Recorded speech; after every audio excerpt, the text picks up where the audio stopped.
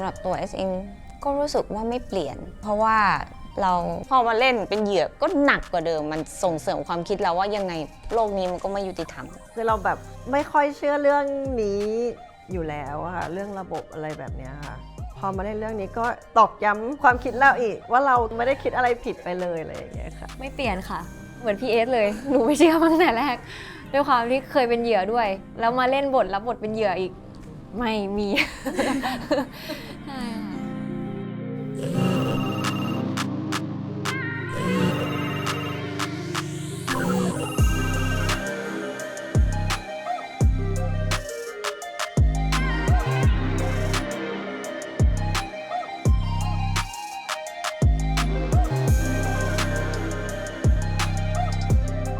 สวัสดีค่ะ นิวค่ะ เอสเธอร์ค่ะ นิ้งค่ะ ชีวิตช่วงนี้ถ่ายละครเลี้ยงน้องหมาค่ะไม่เปลี่ยนเลยค่ะเป็นคนคงเส้นคงวาชอบค่ะรู้สึกว่าสบายเป็นคนชอบอยู่บ้านชอบอยู่กับหมา2 ตัวชอบพาหมาไปคาเฟ่แล้วก็ทำงานมีอยู่แค่นี้ค่ะถ้าจะเจอเพื่อนมาหาที่บ้าน ไม่เบื่อแฮปปี้อาจจะเพราะด้วยความที่เราชอบใช้เวลาอยู่กับครอบครัวอยู่กับน้องสาวน้องชายอย่างเงี้ยชอบมากอยู่กับคุณพ่อคุณแม่อะไรอย่างเงี้ยค่ะแฮปปี้เราชอบอยู่ในเซฟโซนเรารู้สึกว่าสิ่งที่คุ้นเคยอย่างเงี้ยเราชอบเราจะรู้สึกสบายตัวสบายใจแล้วก็เป็นตัวเองได้เต็มที่แต่พอเริ่มออกจากเซฟโซนปุ๊บจะเริ่มคิดเยอะแล้วตั้งแต่มีลูกก็เป็นคนแบบชอบอยู่บ้านติดบ้านชอบอยู่กับลูกใช้เวลากับลูกอย่างเงี้ยค่ะคือเราอาจจะแบบชอบให้เขามาอยู่กับเราด้วยมากกว่าบางทีเวลาสมมติว่าเราอยากจะไปเดินเล่นเดินช้อปปิ้งอะไรเงี้ย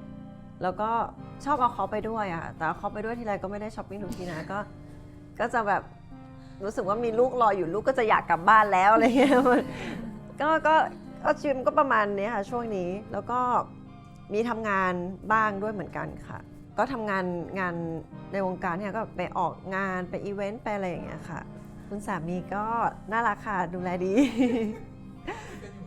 เหมือนเดิมค่ะก็คุณสามีก็ไปทำงานเขาก็ทำงานแบบเข้าออฟฟิศอะไรอย่างเงี้ยค่ะส่วนเราก็จะดูแลลูกเป็นหลักเราก็พยายามจะบาลานซ์ระหว่างชีวิตคู่กับชีวิตที่มีลูกด้วยค่ะให้มันสมดุลกันคือเราก็จะมีเวลาที่ไป2 คนด้วยบ้างเหมือนกันค่ะไม่ใช่มีลูกแบบตลอดเวลาหนูแฮปปี้มากเลยนะตอนนี้มันลงตัวค่ะก็มีเวลาส่วนตัวมีเวลาคู่มีเวลาแบบทั้งครอบครัวมีเวลาทำงานเหมือนเราก็สามารถจัดสรรอะไรได้ลงตัวมากขึ้นค่ะตอนนี้ก็เพิ่งเรียนจบก็เลยเป็นช่วงที่แบบอยากลองทำหลายๆอย่างแล้วก็สถาปนิกก็เป็นหนึ่งในแพชชั่นที่อยากทำเพราะว่าเป็นสิ่งที่เราเรียนจบมาค่ะก็เลยอยากจะลองทำงานดูว่าเราชอบไม่ชอบจะเอายังไงต่ออะไรเงี้ยค่ะกับอีกอย่างหนึ่งที่ทำอยู่ตอนนี้ถ้าเป็นงานในวงการก็ทำงานพิธีกรค่ะของช่างประจำบ้านนะคะก็โชคดีที่แบบว่าได้ออฟฟิศที่มันเป็นออฟฟิศขนาดเล็กอะค่ะแล้วค่อนข้างคุยต่อรองกันได้คือเขาก็บอกว่าถ้าอยากจะมาทำตรงนี้ค่ะก็สามารถลางานได้แต่ว่าก็ต้องรับผิดชอบสโคปงานของตัวเองที่ตัวเองรับผิดชอบให้เสร็จอะไรอย่างเงี้ยค่ะจะหาชั่วโมงอื่นมาทำอะไรก็ได้หมดเอากลับไปทำที่บ้านก็ได้แต่ว่างานต้องเสร็จอะไรอย่างเงี้ยค่ะ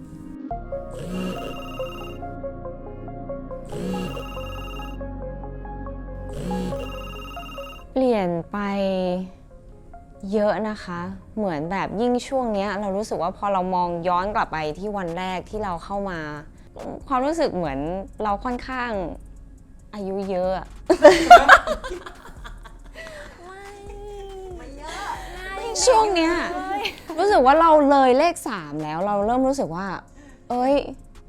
เลข3แล้วเราเริ่มต้องจริงจังกับชีวิตมากขึ้นมันจะเหมือนแบบทำไปวันๆทำไปเล่นๆเหมือนตอนเด็กๆทำแล้วเที่ยวแล้วไม่คิดอะไรอย่างเงี้ยไม่ได้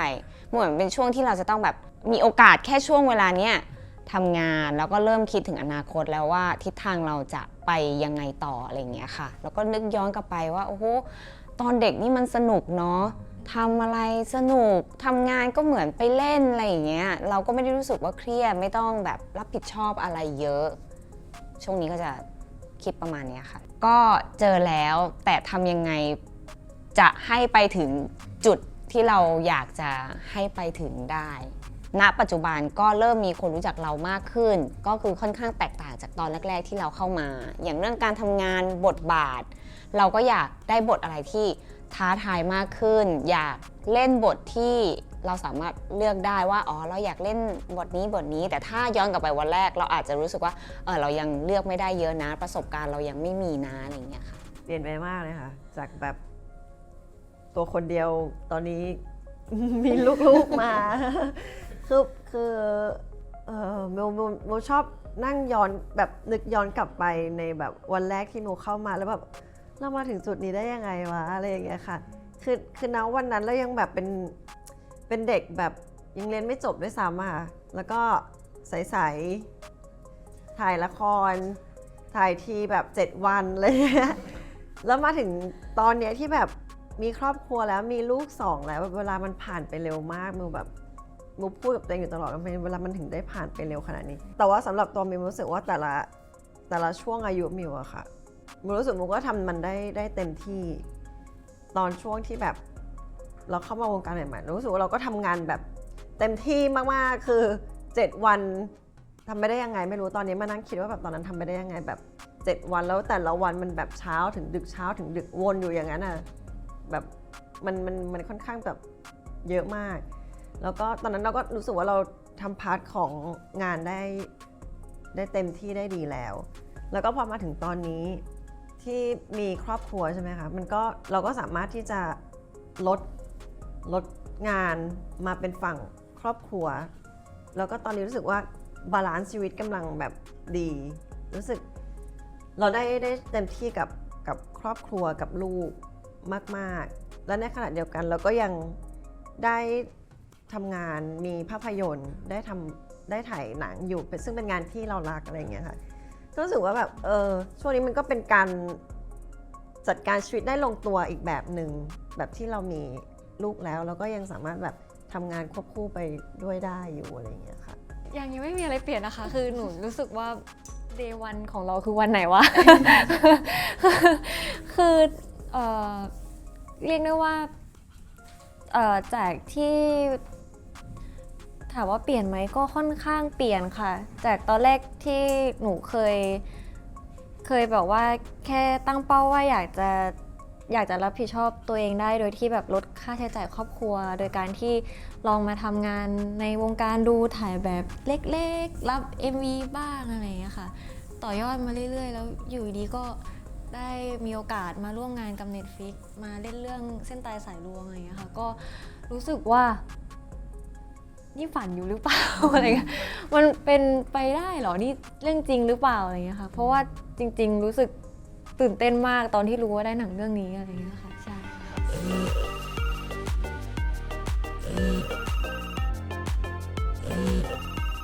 ตอนที่อยู่ปี1ปี2ปี3ตอนที่ยังทำงานเล็กๆน้อยๆไปด้วยอะไรเงี้ยค่ะรู้สึกว่าตอนนั้นอ่ะมันมีความสนุกอยากรู้อยากลองยังเล่นได้อะไรเงี้ยค่ะแต่ว่าพอเป็นตอนเนี้ยเป็นช่วงที่เรียนจบแล้วอะไรเงี้ยค่ะมันไม่ใช่แค่เล่นอย่างเดียวได้แล้วอะไรเงี้ยค่ะเพราะว่าที่บ้านเขาก็เริ่มแบบ เรียนจบแล้วอะไรเงี้ยค่ะก็รู้สึกว่ามันก็จะมีเรื่องของความกดดันในตอนเรียนจบนิดนึงว่าแบบเราจะไปอนาคตเราจะไปทิศทางไหนดีแล้วทิศทางที่เราเลือกมันจะสามารถทำให้เราแบบว่าอยู่ได้ด้วยตัวเองไหมคือหนูรู้สึกว่าคือทางบ้านหนูอะไรเงี้ยค่ะมันก็ไม่ได้แบบว่าเขาเรียกอะไรนะ เป็นแบบว่าฐานะกลางๆแล้วกันค่ะแล้วก็ไม่ได้มีสำรองสำหรับเราขนาดนั้นอะไรเงี้ยคือตอนมันเริ่มมันตั้งแต่ปี2แล้วค่ะที่แบบว่านิ้งต้องพยายามแบบใช่ค่ะก็เลยแบบว่าเขาก็เหมือนกับว่าถ้าเราล้มเราไม่ได้ล้มบนเบาะค่ะเราล้มบนแบบ เราเจ็บเลยอะไรเงี้ยค่ะก็เลยแค่แบบว่าอยากทำตามความฝันค่ะแต่ว่าก็อยากให้มันอยู่ในแบบเซฟด้วยอะไรเงี้ยค่ะก็เป็นเวอร์ชันที่มีความรับผิดชอบมากขึ้น มันไม่ใช่แค่แบบว่าเราจัดการชีวิตตัวเองค่ะมันเหมือนมันจัดการชีวิตลูกด้วยอีก2 คนนะคะ เพราะเขายังจัดการชีวิตตัวเองไม่ได้ เราก็คือต้องคิดเผื่อเขาทั้งวันด้วยเหมือนกันว่าสมมติว่าวันนี้เรามาทำงานเขายังไง คนนี้ยังไง คนนี้ยังไง มันเหมือนแบบมันก็คิดหน้าคิดหลังคิดเผื่อให้กับเขาด้วยก็แต่ก็เป็นเวอร์ชั่นที่รู้สึกว่าเราโตขึ้นดี จากเดิมเราแบบมันแค่ตัวเองเลยอะแค่วันนี้เรามีงานอะไรบ้างโอเคตรงเราก็มาพาตัวเองมาตรงนี้จบแล้วอันนี้มันเหมือนแบบเราต้องคิดแล้วตอนนี้ลูกทำอะไรอยู่โอเคไหมอยู่แบบทานข้าวหรือยังใครดูแลอะไรอย่างเงี้ยค่ะแต่ก็เป็นช่วงชีวิตที่มีความสุขมากๆมากๆเลยค่ะ ก็เวอร์ชันนี้น่าจะเป็นเวอร์ชันที่ชอบที่สุดแล้วค่ะคือชอบปัจจุบันนี้เพราะรู้สึกว่าถ้าย้อนกลับไปตอนเด็กวุฒิภาวะตอนนั้นกับตอนนี้มากขึ้นเข้าใจอะไรหลายๆอย่างมากขึ้นรับผิดชอบหน้าที่ได้มากขึ้นแล้วก็แข็งแกร่งมากขึ้นแล้วก็พร้อมที่จะรับสิ่งที่มันจะถาโถมเข้ามาตั้งรับได้ดีมากขึ้นค่ะประสบการณ์หล่อหลอมเจออะไรเยอะหล่อหลอมทำให้เราอดทนมากขึ้นใจเย็นมากขึ้นคิดแบบถี่ถ้วนมากขึ้นจากเมื่อก่อนที่เราคิดไวทำไวไม่ค่อยคิดหน้าคิดหลังเดี๋ยวนี้ก็คิดกลายเป็นรู้สึกว่าบางทีก็คิดเยอะไปนิดนึงอะไรอย่างเงี้ย ก็เลยแบบพอดีมาดีหน่อยนะ อะไรอย่างเงี้ยแต่ชอบค่ะโดยรวมแล้วชอบปัจจุบันนี้มากที่สุดค่ะ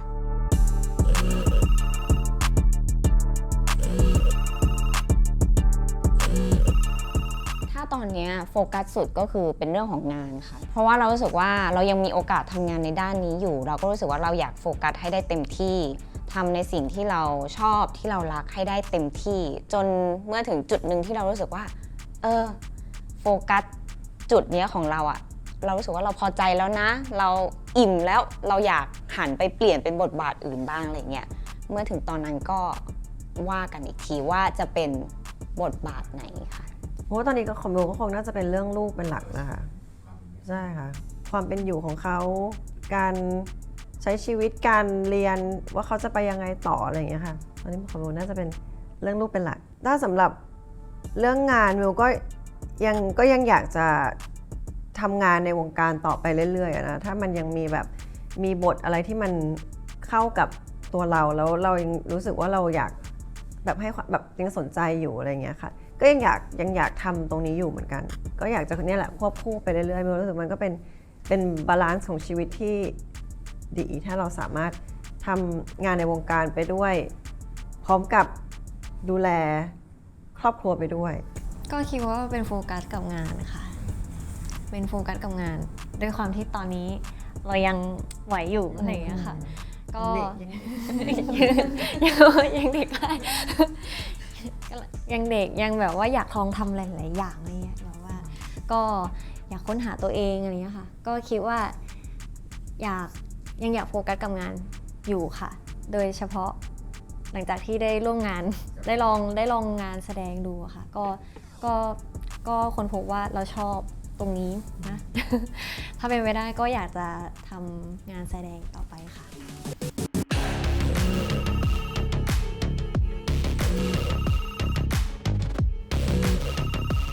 ก็เป็นเรื่องราวของสามสาวค่ะที่ตกเป็นเหยื่อของแก๊ง call center ใช่ค่ะแล้วก็ตอนนั้นเขาหันไปพึ่งพาระบบยุติธรรมแต่ว่าสรุปก็คือพึ่งพาไม่ได้เขาก็เลยบอกว่า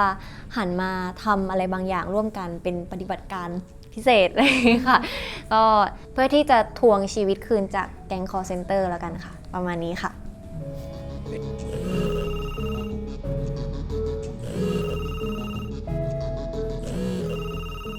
คือ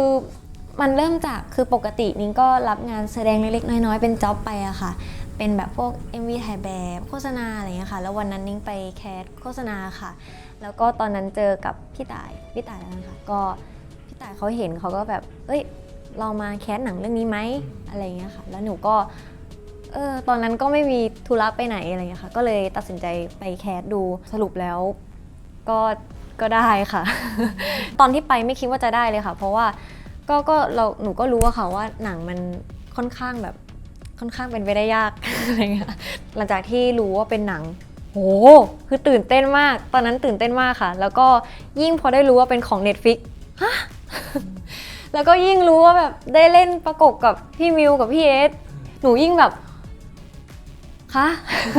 จริงเหรออะไรอย่างเงี้ยแบบเขาก็บอกว่าใช่เนี่ยก็แบบโห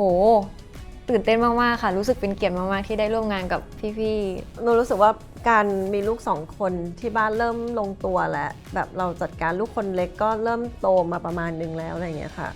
ก็รู้สึกว่าเริ่มอยากจะกลับมามีผลงานกลับมาเล่นอะไรสักอย่างแล้วก็ช่วงนั้นก็เป็นช่วงที่แบบมีติดต่อมาบ้างแบบหลายเรื่องเหมือนกันค่ะแล้วก็เนี่ยแหละมาลงตัวด้วยเรื่องนี้เส้นตายสายลวงค่ะเพราะว่าไปได้คุยกับพี่โดมกับพี่คงเดชแล้วนัดเจอกันคุยกัน พอคุยแล้วพี่เขาเล่าถึงแบบว่าทำไมถึงทำเรื่องนี้แล้วเขาได้ไปคุยได้ไปลงพื้นที่จริงๆได้คุยกับเหยื่อคุยกับคนที่เกี่ยวข้องอะไรอย่างเงี้ยค่ะแบบเหมือนที่เล่าที่เขาทำการบ้านมาแล้วรู้สึกว่ามันแบบมันน่าสนใจแล้วมันมีเรื่องราวหลายอย่างมากที่พี่เขาเล่าแล้วเรารู้สึกว่าเป็นเรื่องใหม่สำหรับเราไม่เคยได้ยินมาก่อนอะไรอย่างเงี้ยก็เลยเรื่องนี้มันน่าสนใจฮะคือจากเดิมที่เราก็รู้สึกว่าเรื่อง call center เรื่อง scammer เนี่ยมันเป็นเรื่องใกล้ตัวทุกคนเลยก็คือให้ความสนใจกับเรื่องนี้อยู่แล้วเพราะเราต้องระวังตัวแล้วเราได้มาเล่นเรื่องนี้ซึ่งมันมีข้อมูลอะไรหลายอย่างมากที่เขาจะมาเล่าในภาพยนตร์เรื่องนี้ค่ะก็เลยรู้สึกว่าเนี่ยแหละเป็นเรื่องที่แบบสนใจแล้วก็ตื่นเต้นอยากจะเป็นหนึ่งในภาพยนตร์เรื่องนี้ค่ะมีคนติดต่อมาค่ะให้เหมือนไปแคสเรื่องนี้ซึ่งตอนแรกเราก็ไม่รู้ว่าเรื่องอะไรเราก็ไปแคสตามปกติแล้วก็วันที่ไปก็ยังงงๆเพราะว่าก็ไม่รู้ว่าเป็นเรื่องเกี่ยวกับอะไรเราก็คือได้รับบทณวันนั้นเลยแล้วก็เล่นไปเลยแล้วสักพักก็ได้รับการติดต่อมาว่าเป็นเราได้บทนี้เพราะรู้สึกว่าเวลาเราไม่คาดหวังว่าเราจะได้แล้วมันมักจะไปแบบงงๆไปแบบลองไปดูทำอะไรแปลกใหม่อะไรอย่างเงี้ยค่ะก็ได้รับการติดต่อกลับมาก็รู้สึกว่าเราวันหลังต้องไม่คาดหวังอะไรเลย เผื่อเราจะได้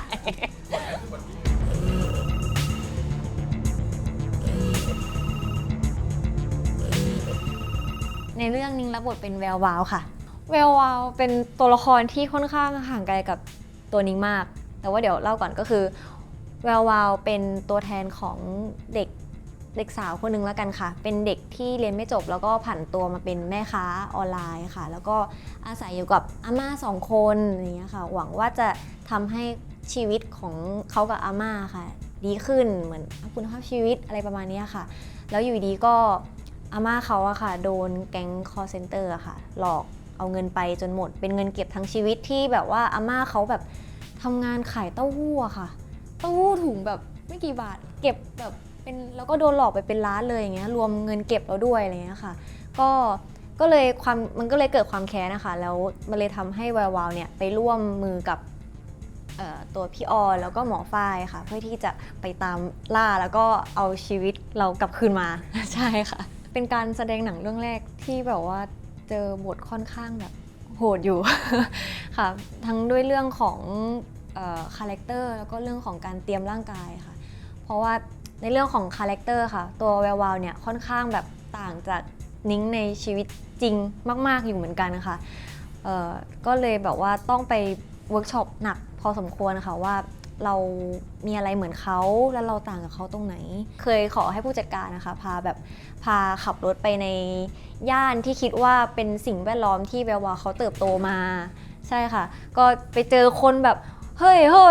ตะโกนกันเสียงดังพูดกันเสียงดังหรือว่าแบบไปแบบเขาเดินยังไงเขาทำท่ายังไงเขาอยู่กันแบบร้อนๆแล้วแบบอะไรอย่างเงี้ยค่ะก็มีการแบบว่าดึงพวกแบบท่าทางบางอย่างคาแรคเตอร์บางอย่างมาแบบช่วยทำให้แวววาวมันสมบูรณ์มากขึ้นคือหนูรู้สึกจุดที่มันแบบสวิตช์เป็นแวววาวเลยหนูว่าตอนย้อมผมคือหนูรู้สึกว่าแบบตอนที่หนูผมดำอะถามว่าตอนนั้นเป็นแวววาวได้ไหมก็เป็นได้แต่ว่าพอแบบเปลี่ยนสีผมเป็นสีส้มอะเหมือนจุดไฟบนหัวเลยอะคือสีมันแป๊ดมากแล้วมันทำให้เหมือน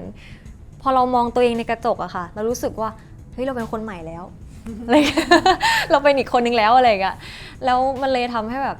มันเหมือนมีความกล้าวขึ้นอะหนูพูดไม่ถูกเหมือนกันนะคะ ในเรื่องรับบทเป็นฝ้ายค่ะฝ้ายก็จะเป็นนักกายภาพบำบัดซึ่ง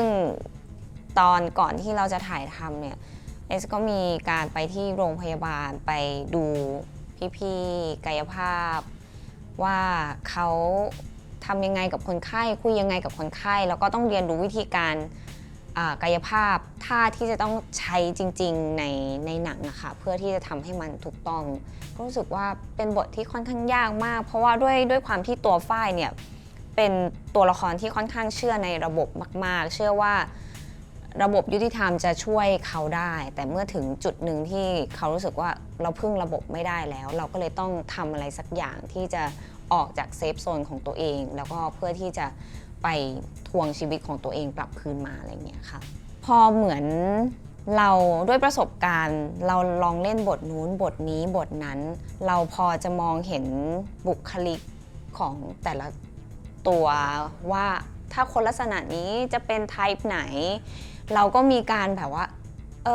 มองนึกเห็นภาพแล้วบวกกับเราไปดูพี่กายภาพคนนั้นอะเราก็เลยดูว่าเขาเดินยังไงพูดยังไงเอามาใช้เป็นเหมือนทรัพยากรตัวละครของฝ้ายอะค่ะก็เบลนด์ออกมาเป็นตัวละครที่เราเล่นค่ะมันน่าหงุดหงิดค่ะคือเหมือนตีกับตัวเองในหัวเล่นเป็นฝ้ายอยู่แต่ในหัวก็คือจะคิดว่าเฮ้ยช้าจังไม่พูดล่ะทำไมไม่พูดจังหวะถ้าเป็นเราจริงๆเราก็อยากจะบอกอยากจะบางทีอยากจะชี้หน้าอยากจะวาดแต่ด้วยความเป็นตัวฝ้ายเราก็เลยต้องกดมันไว้มันจะมีความตีกันเองอยู่ในหัวประมาณนี้ค่ะแล้วตัวฝ้ายมันจะเป็นคนแบบช้าๆคือถ้าเทียบกับ2คนนะคะจะพูดน้อยสุดแบบบางทีพูดบ้างก็ได้อะไรอย่างเงี้ยค่ะแต่ตัวละครนี้ไม่พูดคือเล่นน้อยมากแต่มันก็จะยากตรงที่ว่าเราน้อยไปหรือเปล่าหรือเราเยอะไปหรือเปล่ามันจะหาความพอดีตรงกลางยากค่ะรับบทเป็นออนค่ะออนก็เป็นตัวแทนของชนชั้นกลางที่มีครอบครัวมีลูกแล้วก็วันหนึ่งโดนหลอกไปซึ่งตัวออนเองเดิมก่อนภูมิหลังเขาก็คือเป็นนักมาร์เก็ตติ้งสาวที่เก่งเลยแหละแต่เขาก็ละงานหน้าที่ตรงนั้นมาเพื่อมาดูแลครอบครัวแล้วก็ณวันที่เขาโดนแก๊ง call center หลอกเงินไปค่ะมันเหมือนเป็นจุดหนึ่งที่ทำให้เขาเหมือนสูญเสียความมั่นใจเกิดความรู้สึกผิดทั้งกับตัวเองแล้วก็กับลูกด้วยเพราะเงินที่เขาเสียไปมันเป็นเงินของเขาแล้วก็เงินของลูกด้วยเพราะฉะนั้นตัวละครนี้เขาเป็นตัวละครที่เขาจะมีพะวงหลังอยู่ตลอดเวลาก็คือลูกของเขาเวลาเขาไปแบบปฏิบัติหน้าที่กับสาวๆเนี่ยเขาก็จะคอยแบบเขาจะเป็นตัวละครที่คิดเยอะคิดหน้าคิดหลังแล้วก็ระวังตัวมากที่สุดเพราะว่าเขามีลูกที่เขาจะต้องกลับบ้านมาดูแลอยู่อะไรเงี้ยค่ะก็เรื่องนี้สำหรับมิวว่าตอนเวิร์กช็อปเนี่ยยากสุดก็คือตอนหาบาลานซ์ระหว่าง3 สาวเพราะว่ามันจะทำยังไงให้คาแรคเตอร์แต่ละคนมันชัดเจนในซีนเดียวกันเพราะแต่ละคนมีการเติบโตมาไม่เหมือนกันมีเป้าหมายมีความคิดไม่เหมือนกันแล้วเวลามันอยู่ในซีนเดียวกันในเหตุการณ์เดียวกันเนี่ยมันจะต้อง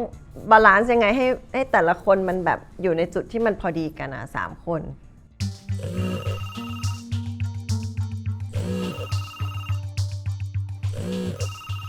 อย่างตัวออนเองก็จะมีการก้าวผ่านเส้น red line อันเนี้ยของออนก็ยากเหมือนกันคือจากคนที่เป็นแม่อยู่ในศีลธรรมโดนแรงผลักดันอะไรบางอย่างข้างในจนเขาจะต้องก้าวข้ามผ่านเส้นศีลธรรมอะไรเงี้ยเพื่อที่จะทำอะไรที่มันไม่ควรทำแล้วเขาก็รู้อยู่แล้วว่ามันไม่ควรทำแต่เขาต้องทำเพราะว่ามันเหมือนมันคือสำหรับออนนะคะสูญเสียเงินก็เรื่องหนึ่งแต่สูญเสียเรื่องของชีวิต มันเป็นเรื่องใหญ่สำหรับเขา เขาไม่สามารถเป็นออนคนเดิมที่มีความสุขได้อีกแล้ว จนทำให้เขาต้องลุกขึ้นมา สู้เพื่อทวงชีวิตเขากลับคืนมาให้ได้อย่างเงี้ย ถ้าสำหรับตัวฝ้ายเขาอย่างในเรื่องเขาก็จะเป็นคนที่อยู่ในเซฟโซนตลอดเวลา คือจะมีความกลัวอะไรบางอย่างตลอดเวลา จนเมื่อถึงจุดหนึ่งของเรื่องอะค่ะที่ว่ามันจะต้องแบบเปลี่ยนแหละเป็นจุดเปลี่ยนของตัวละครที่สำคัญมากๆอะไรเงี้ยเขาก็ต้องเหมือนละทิ้งความกลัวนั้น แล้วก็อยู่ดีก็ก้าวข้ามความกลัวนั้นออกไปทำอะไรใหม่ๆ เพื่อที่เขาจะได้ทวงชีวิตทวงศักดิ์ศรีของเขาคืนมาได้ค่ะมันก็จะมีความยากตรงจุดตรงเนี้ยค่ะของตัวละคร ถ้าเทียบกับตัวละครอื่นหนูมองว่าแวววาวเป็นตัวละครที่พร้อมที่จะข้ามเส้นศีลธรรมมากที่สุดตั้งแต่ต้นเรื่อง ของปุ๊บ เส้นแบบอันตรายศีลธรรมอะไรคือแบบว่าพร้อมแบบพร้อมไปหมดอะไรอย่างงี้ครับเพราะว่าด้วยความที่เขาแบบขับเคลื่อนมาจากความคับแค้นใจแหละที่อาม่าเขาคนที่เขารักมากที่สุดแบบคือเหมือนกับโลกทั้งใบของเขาอะโดนหลอกแบบว่าโดนหลอกเหมือนเราแค้นมากๆอะค่ะด้วยความที่เราแคร์แล้วก็เราก็อยากได้เงินคืนด้วยแหละเพราะว่ามันก็เป็นเงินที่เราตั้งใจว่าเราจะเอามาตั้งตัวมาทำให้แบบอนาคตคุณภาพชีวิตเราดีขึ้นอะไรเงี้ยค่ะก็เลยทำให้ตัวละครเนี้ยที่แบบเขามีความปากกัดตีนถีบเขาเลยแบบว่ามีการแบบพุ่งไปสุดกว่าคือถามว่าสุดกว่าไหมก็เดี๋ยวตอนสุดท้ายทุกคนจะพุ่งสุดเหมือนกัน แต่แค่ว่าหนูพุ่งก่อน ใช่ค่ะค่ะ จะสุดแค่ไหนก็ต้องติดตามดูในเรื่องค่ะเลขไลน์ของตัวละครแวววาวค่ะ คือจุดที่ไม่กลัวความตายค่ะใช่ค่ะ กับอีกจุดหนึ่งที่แบบไม่สนใจอะไรแล้วประมาณนั้นมากกว่า ถ้า red line ของหนูเหรอหนูรู้สึกว่าน่าจะเป็นการเขาเรียกว่าน่าจะเป็นจิตสำนึกในตัวของมนุษย์นะคะเหมือนถ้าเราเกินคำนั้นไปแล้วไม่มีจิตสำนึกอยู่แล้ว เราก็เหมือนไม่มีความเป็นมนุษย์แล้ว ไม่ว่าจะเป็นการทำร้ายคนด้วยร่างกายหรือไม่ต้องร่างกายก็ได้อาจจะเป็นคำพูดคือความเป็นมนุษย์อะมันต้องมีจิตสำนึกตลอดเวลาในการดำเนินชีวิตอย่างเงี้ยค่ะ ถ้า red line สำหรับตัวออนก็คงจะเป็นการรู้ว่าทำสิ่งนี้แล้วผิดแต่ยังทำอย่างออนเป็นคนที่มีลูกใช่ไหมคะเขาเรื่องลูกเนี่ยเป็นหลักในชีวิตเขาเลย แต่เขาใช้เรื่องลูกเนี่ยแหละในการไปหลอกพวกแก๊ง call center อีกทีซึ่งมันเป็นเรื่องที่แบบเขารู้แล้วว่ามันผิดแล้วมันทำไม่ได้แต่ว่าเขาก็รู้ด้วยเหมือนกันว่าเรื่องลูกนี่แหละคือเรื่องที่เซนซิทีฟกับคนเป็นพ่อเป็นแม่มากที่สุดแล้วเขายังทำอันนี้ว่าน่าจะเป็นจุดที่ออนเนี่ยก้าวผ่านเส้นศีลธรรมอย่างแท้จริง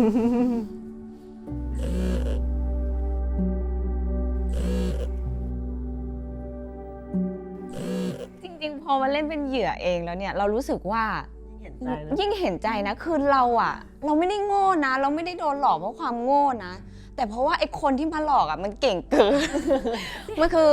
หลอกเราด้วยความกลัวพอเรากลัวเสร็จปุ๊บก็เบี่ยงประเด็นทำให้เราแพนิคแล้วเวลามนุษย์เราคนเราแพนิคมันก็จะสติแตกก็จะคิดฟุ้งซ่านแล้วก็หลวมตัวไปเชื่อเขาโดยที่รู้ตัวอีกทีว่าฉันโดนหลอกเหรอเนี่ยซึ่งจริงๆแล้วเหยื่อไม่ได้โง่แต่เพราะว่าคนที่มาคุยสแกมเมอร์ที่มาคุยเขารู้จักการคุยการเล่นกับอารมณ์ของคนนะคะมันทำให้เราหลงเชื่อไปแบบเหมือนทุกอย่างเป็นเรื่องจริงโดยปริยายอะไรอย่างเงี้ยมันก็มีความเจ็บปวดผมคงเจ็บเกินบรรยายคงบางทีมันจุกพูดไม่ออกเหมือนมันสำหรับบางคนการสูญเสียของเขามันคือทุกอย่างในชีวิตของเขาเลยอะไรอย่างเงี้ยค่ะซึ่งน่าเห็นใจมากๆค่ะพอแบบมาเล่นเรื่องนี้ได้ทำการบ้านอะไรเงี้ยรู้สึก สงสารแล้วก็เห็นใจแบบคนที่เป็นเหยื่อมากๆมากๆเลยแบบมันไปหมดเลยอะเงินที่เขาเก็บมาทั้งชีวิตมันไปหมดเลยในพริบตาเดียวอะแล้วเขาไม่รู้จะเริ่มต้นแล้วทำอะไรต่อเลยอะมันแบงค์มันเหวอไปหมดเลยอะไรอย่างเงี้ยซึ่งเรื่องเนี้ยค่ะมันก็จะสร้าง awareness ให้กับคนที่ดูนะคะว่าเวลาพวก call center มันหลอกอะเขาใช้จิตวิทยาเก่งมากคือคนพวกเนี้ยเขาจะมีวิธี1 2 3ว่าเล่นกับอารมณ์ยังไงให้แบบให้คนที่รับสายเนี่ยเชื่อแล้วยอมทำตามคือหมายว่าถ้าได้ดูเรื่องเนี้ยก็น่าจะได้ระมัดระวังตัวเองมากขึ้นรู้วิธีกลไกของเขามากขึ้นค่ะ ก็รู้สึกว่าอยากจะแชร์มุมมองในคนที่เป็นคนใกล้ชิดแล้วกันค่ะของเหยื่อที่โดนคืออยากจะบอกกับเหยื่อว่าการที่คุณโดนหลอกอะค่ะมันไม่ได้แปลว่าคุณโง่เหมือนที่พี่เอสบอกมันเป็นเพราะว่าแบบเราแค่แบบเป็นเหยื่อของคนไม่ดีอะค่ะแล้วก็อยากจะให้แบบว่าสู้แบบทำอะไรอะให้คิดถึงคนรอบข้างคนใกล้ตัวว่าคนเหล่านั้นอะเขารักเรามากแค่ไหนแล้วเขาจะเสียใจมากแค่ไหนถ้าเกิดเราทำอะไรโดยที่ขาดสติไปคือแน่นอนว่าเงินอ่ะมันหามาด้วยความยากลำบากเวลาเราเสียไปแบบไม่ใช่เหตุอ่ะมันจุกแน่ๆแต่ก็คิดว่าเวลาจะช่วยเยียวยาทุกสิ่งทุกอย่างให้มันกลับมาเป็นเหมือนเดิมค่ะก็เลยคิดว่าแบบอยากจะฝากไว้ว่าแบบทำอะไรอะค่ะแบบว่าให้รักตัวเองกอดตัวเองแน่นๆถ้าคนรอบตัวไม่มีก็ยังไงก็ต้องรักตัวเองอะค่ะแล้วคนรอบตัวก็ต้องแบบเอาใจช่วยเขาด้วยค่ะคิดว่าประมาณนี้ค่ะ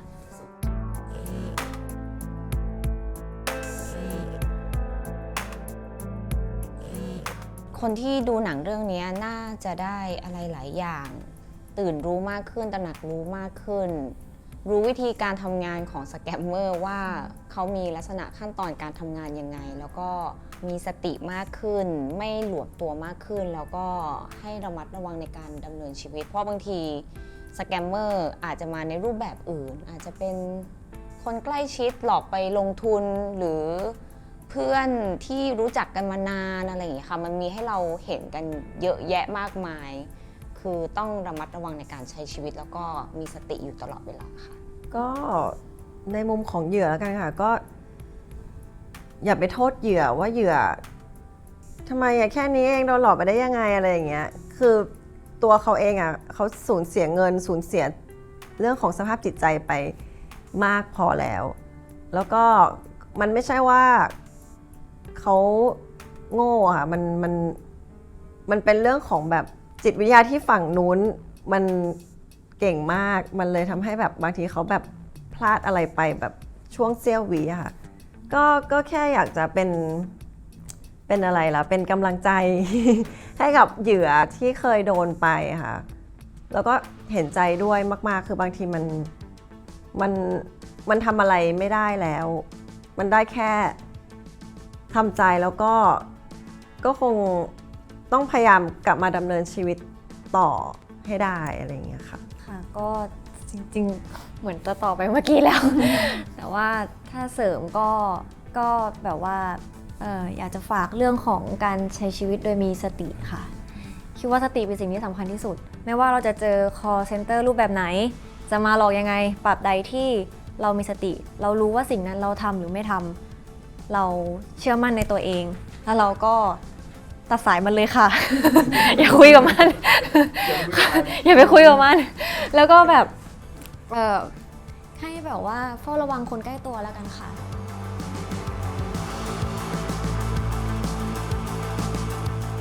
ค่ะก็ฝากภาพยนตร์เรื่องเส้นตายสายลมด้วยนะคะวันที่ 26 มีนาคมนี้นะคะที่ Netflix ค่ะ